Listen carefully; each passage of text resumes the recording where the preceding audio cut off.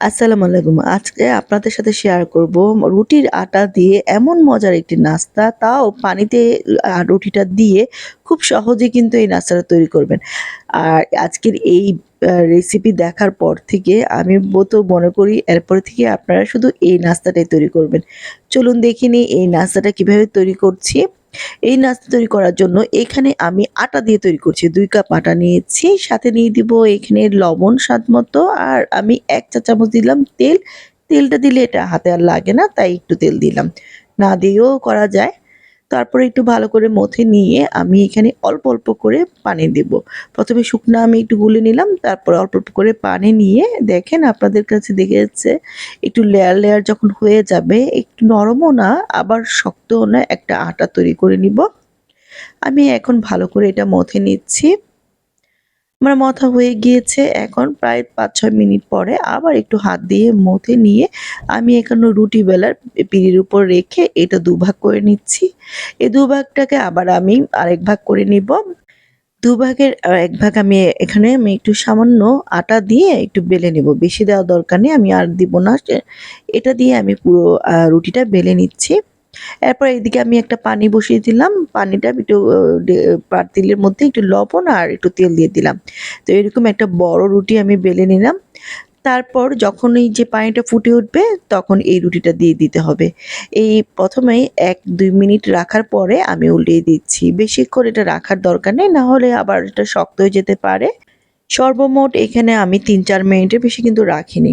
তারপর এটা একটা ছাঁকনিতে রেখে আমি এটা ঠান্ডা করে নিব। এটা উঠিয়ে নিচ্ছি। তারপর আমি দেখেন এটার উপর একটু সামান্য তেল দিয়ে দিলাম। দিয়ে এভাবে দুভাগ করে নিলাম। দিয়ে আমি এভাবে করে কেটে নিচ্ছি। অবশ্যই তেল দিবেন, তেল না দিলে এটা কিন্তু লেগে যাবে। তাই তেল দিলে এটা কাটতে সুবিধা হয়।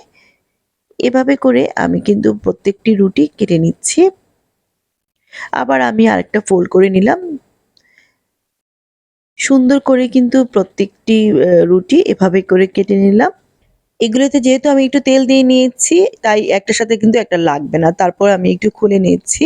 এখন সবগুলো একসাথে আপনাদেরকে দেখিয়ে দিচ্ছি। খুব সুন্দর করে এগুলো তৈরি হয়ে গিয়েছে। এই অবস্থায় চাইলে কিন্তু এটা ডিপেও রাখতে পারেন। প্রায় ১৫-২০ দিন ভালো থাকে। ডিপ থেকে নামিয়ে আপনারা এটা নাস্তাটা তৈরি করতে পারেন।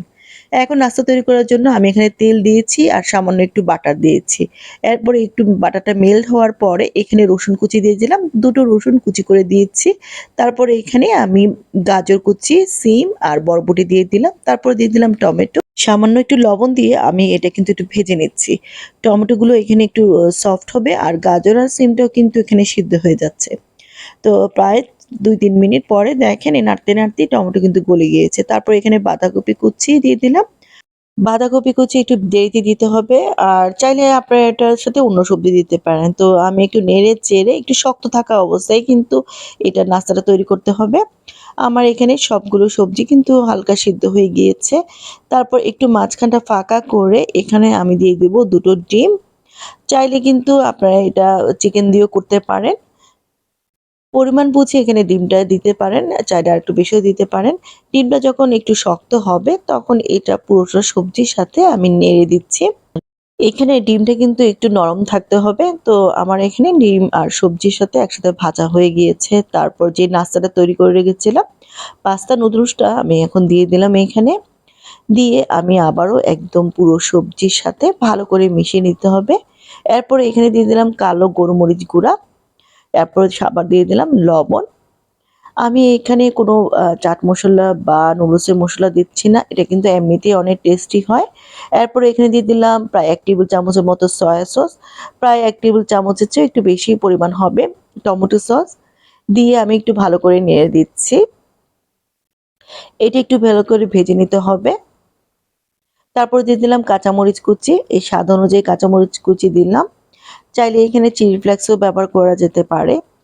এখন আমি অনেকক্ষণ ভাজার পরে যখন এটা ভাজা, ভাজা হয়ে যাবে, এখন আমি এটা চুলাটা বন্ধ করে তারপর এটা সার্ভিং ডিশে নিয়ে যাব।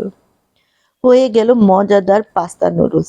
ঘরে যে তৈরি করা হয়েছে এটা কিন্তু কেউ বুঝতেই পারবে না। মনে করবে যে এটা দোকান থেকে কিনে নিয়েছে। দামি, দামি হোটেলগুলোতে যেভাবে পাস্তা নুডলস তৈরি করা হয় আমি আপনাদেরকে সেভাবেই তৈরি করে দেখিয়েছি। উপরে একটু সস দিয়ে দিলাম সৌন্দর্যের জন্য। আশা করি আজকের রেসিপিটি ভালো লেগেছে। সবাই ভালো থাকবেন। আবারও হাজির হব। আল্লাহ হাফেজ।